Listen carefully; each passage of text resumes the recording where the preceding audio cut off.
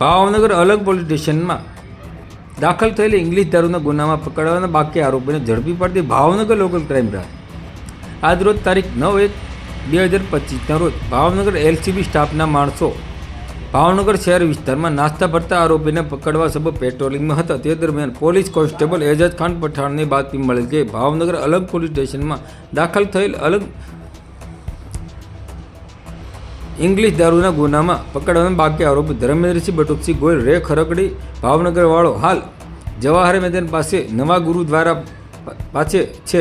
જે બાતમીના આધારે તપાસ કરતા તે જગ્યાએ જે આરોપી છે તે મળી આવેલ અને તેના વિરુદ્ધ કાયદેસરની કાર્યવાહી કરી આગળની તપાસ માટે નીલમબાગ પોલીસ સ્ટેશનમાં સોંપવામાં આવેલ.